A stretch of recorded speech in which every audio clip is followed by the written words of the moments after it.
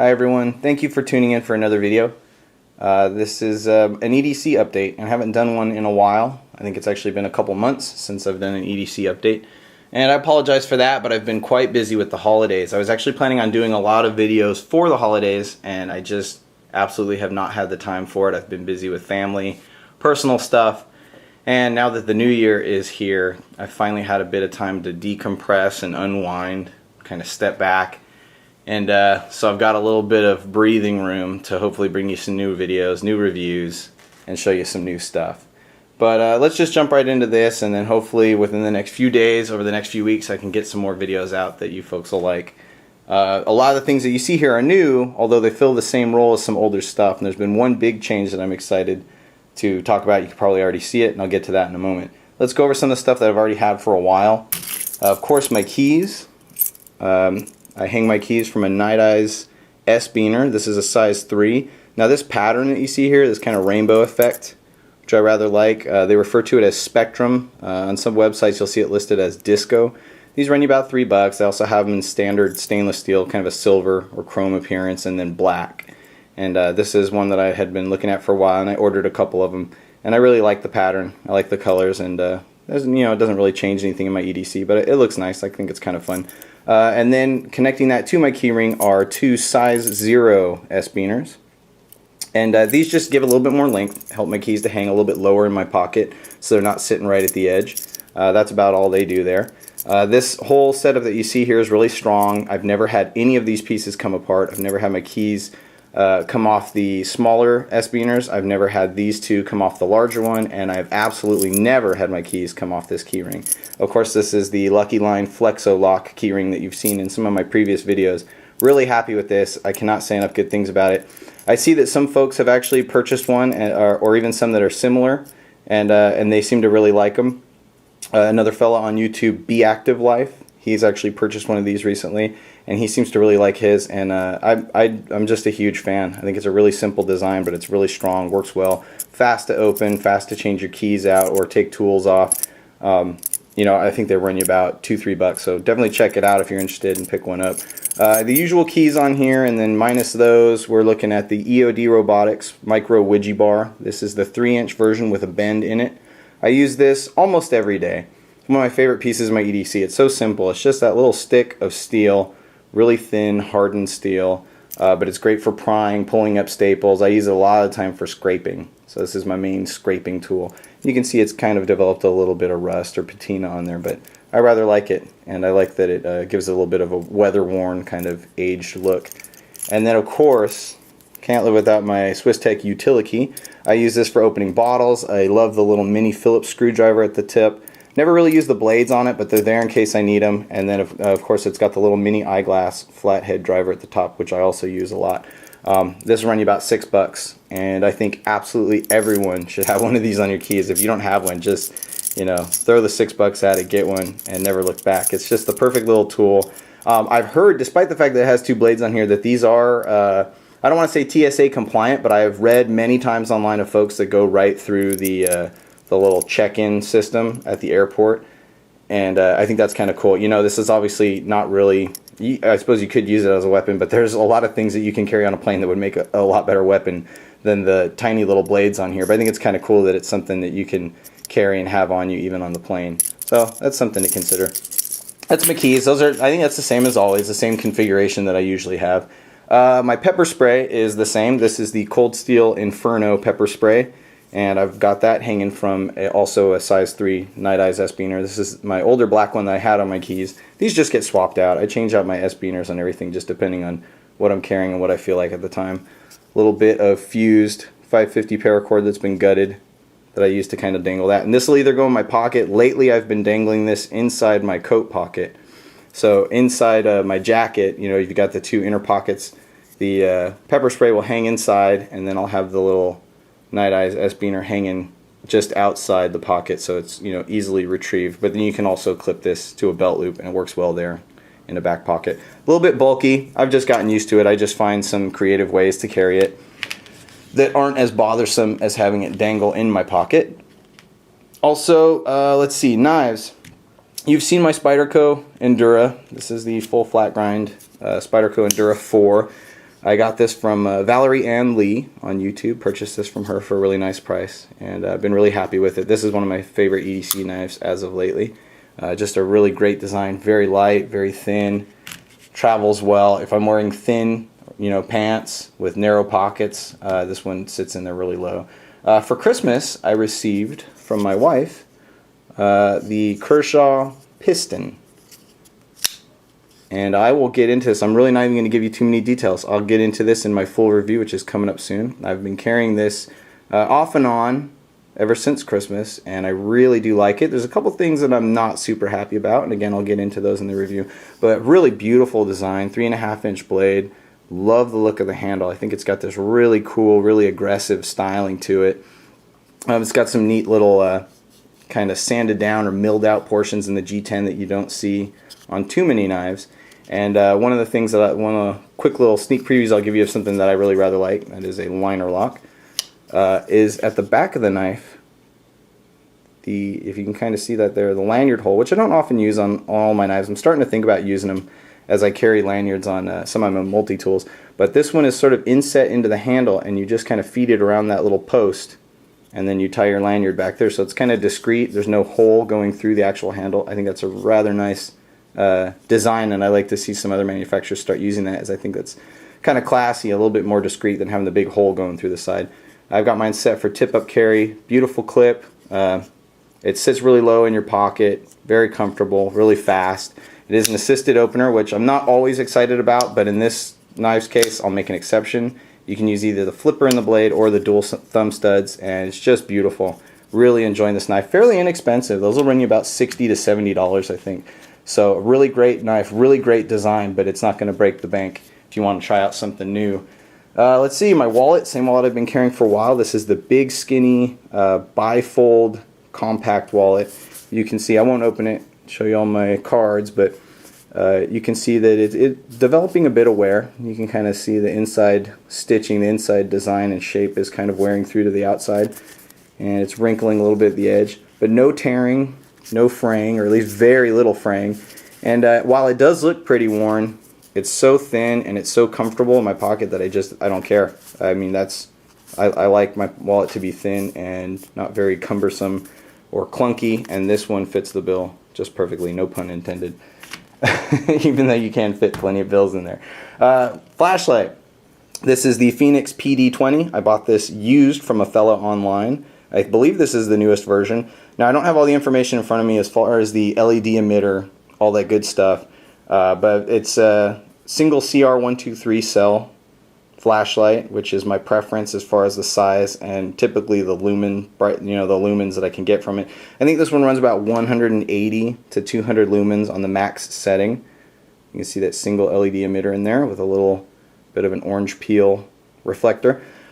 This is a reverse clicky, so rather than the typical style that you've seen me carry in my other videos, like the Olight T10 or the 4.7s, this one, the light comes on as you release the button, and it's in its max mode, and then while the head is tightened in max mode, if you soft click it or you click it off and on again quickly, you get strobe mode, which I won't leave on there because it's probably distracting a lot of viewers.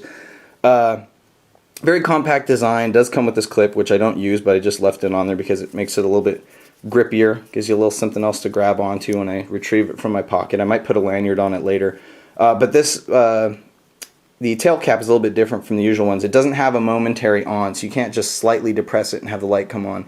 It's got to come on all the way.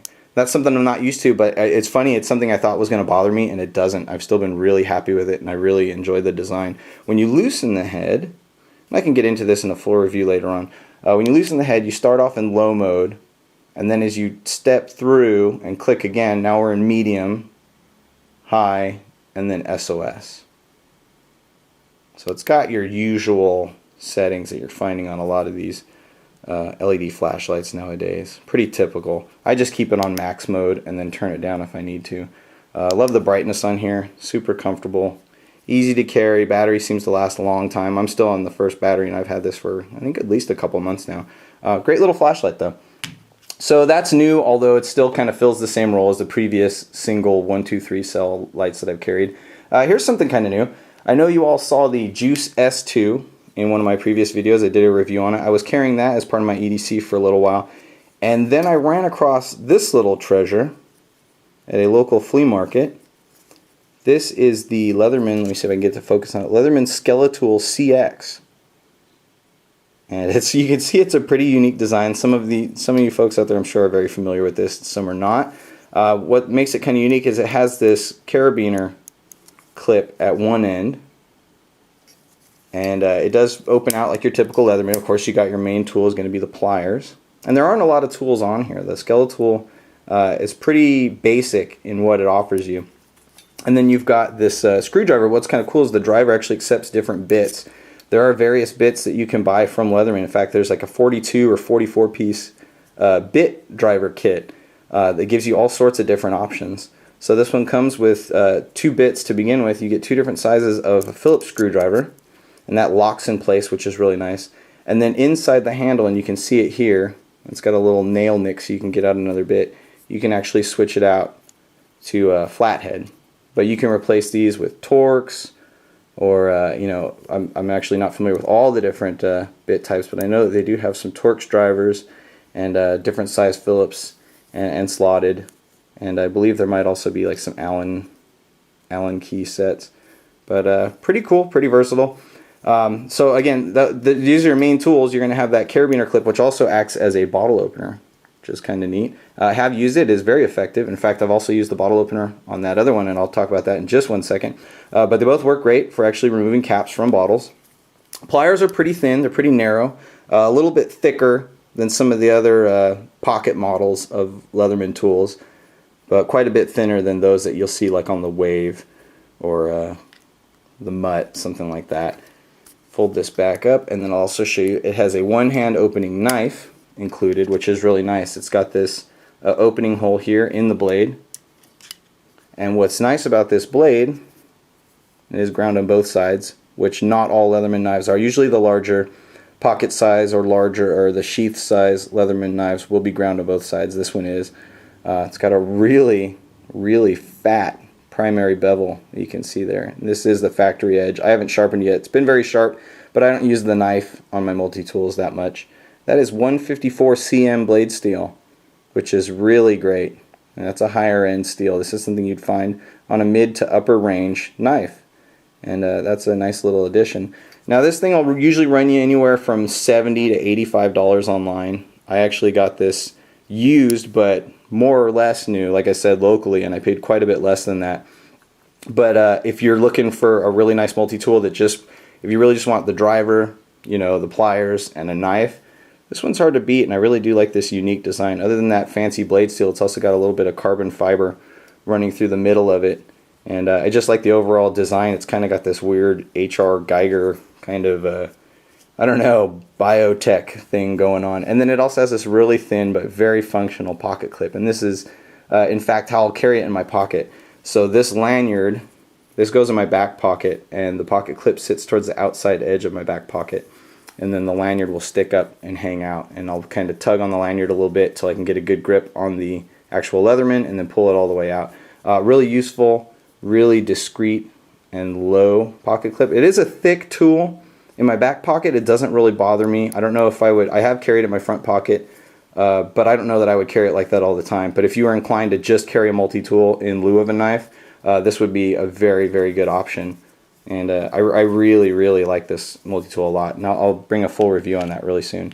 I'm going to try and wrap this review up pretty quick here, as I know I'm talking for a while. So kind of the baby brother to the Skeletool series is this smaller Leatherman. Some of you I'm sure have seen this. Some of you probably even have this on your keys right now. This is the Leatherman Style PS. It comes in 2 different flavors. The Style PS, which refers to the main tool being pliers, and then the Style CS.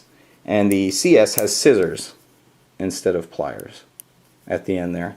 Sort of similar to the squirt, how they have the different types of the older style squirt. They had the P4 and the S4.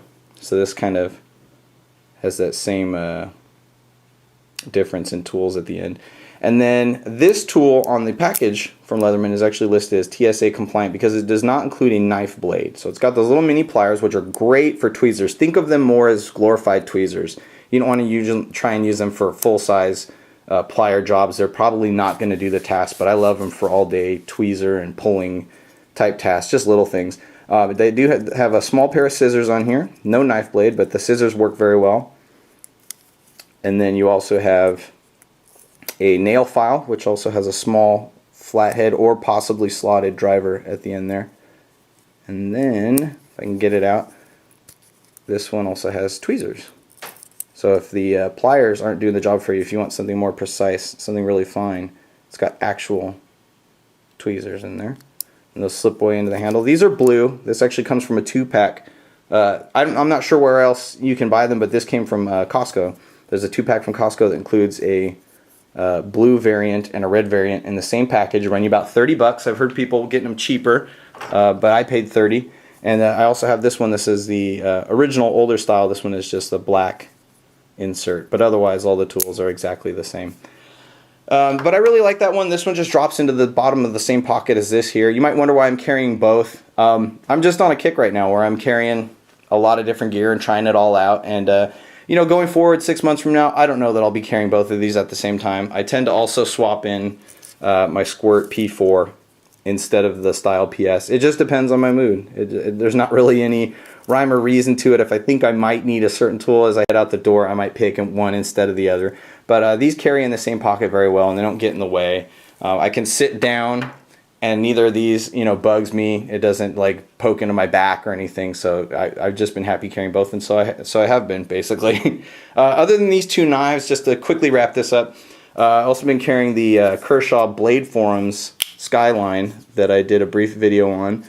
And really happy with this. The Skyline's a little bit small for me, but I do like having some smaller knives. It's really thin, and I like having the option of several different smaller knives to carry around with me in case I'm wearing slacks or something where one of the bigger knives might be too heavy or bulky. It's just always about having different options. I really like the blue on this, and the S30V blade on here is a nice addition and upgrade to the Skyline series. And then finally, my phone. This is the LG, you can see my ceiling fan there. This is the LG Nexus 4 that's made for Google. Pretty hot phone right now. I did not really think that this phone was going to command such a following, that people were going to be after this phone so much. And it's a fingerprint magnet. We've got Gorilla Glass on the front and back, and it'll pick up every little bit of fuzz and dust and whatnot. And that's just something I've gotten used to. My iPhone was kind of similar. I do love this phone. This is my first Android phone. I went from an iPhone for several years. Before the iPhone, I was carrying a little Sony phone that I don't even remember the name of. That was a little flip phone. It was terrible. But this phone is a lot of fun to use, and it's got a beautiful display on it. It is HD. It's got tons of different apps that I really like. Just right away, first thing I did was go to the Google Play Store and just start buying up apps like crazy, because there's so many cool new types that I wasn't used to, that I couldn't run on my older iPhone just because it wasn't that powerful and the screen was small. I didn't have a lot of interest in a lot of the video or photo apps, and this one's got some slick stuff. It's got a really slick layout, and you can customize it and personalize it in a lot of interesting ways, and I've been really happy with it. I'm new to like widgets. I had never had widgets on an iPhone, and I'm not going to say which one's better. I still really like the iPhone platform, and I kind of wanted an iPhone 5. In fact, if you had been watching some of my older videos, I might have let slip that I was trying to decide between the iPhone 5 and actually the Samsung Galaxy S3. When this kind of came on the scene, at least as far as my radar was concerned, when this first showed up and I first heard about it, it was pretty intriguing. And the real reason why I decided to get this phone over either the iPhone 5 or the Galaxy S3 is because it is off contract. So my wife and I have been off and on contract with AT&T for years. They're okay. The service is good. We get good service at our house. This is my main phone. We don't have a landline. So I've been using this just for every typical common phone task. And AT&T's been good, but we tend to get on contract. We get some free phones. We get out of contract. I'm just done with it. The prices are kind of high. I'm going to go to prepaid. I haven't done it yet, but there's some new plans coming up from a few different companies as of this month, January of 2013. So I'm going to reevaluate and go for something else where I can kind of say, you know, I'm not paying you I'm not paying you under a particular plan. I'm just going to go month to month and you know, save some bucks. And for this particular model was $350 for the 16 gig version. A little bit light on memory, and it's not expandable, but I've still been really happy with it. I've had this since the end of November. So I've had this for about a month, or a little bit over a month. I forget, I missed that very first wave. Although I ordered my phone the first day they came out, I missed the very first release and got on the very next wave or launch of the phone. So I can't remember exactly what day I got it. I'd have to go look it up. But I've had it for a lot of time, and I've been able to really kind of put it through its paces. And the only one downside to it is the battery life. I will go into this longer in another video if anyone is interested. But really, it was an excellent value. I don't, I'm not beholden to any phone company. I'm not locked into any particular plan. I'm not under contract for 2 years. So while it was a bit of cash up front, I can just turn my back on whatever carrier I'm with and move to someone else, or just sell it and move on to another phone entirely. And this thing's a monster. It's really fast, very elegant. I took it out of its case just so I could kind of show you the design, the thickness of it. Really elegant phone. I rather like it. But I actually carry it in this S-line case, and this is just a cheapy TPU plastic, kind of rubbery feeling case. And the phone just kind of slips right in. Clicks in the bottom, and then that's it.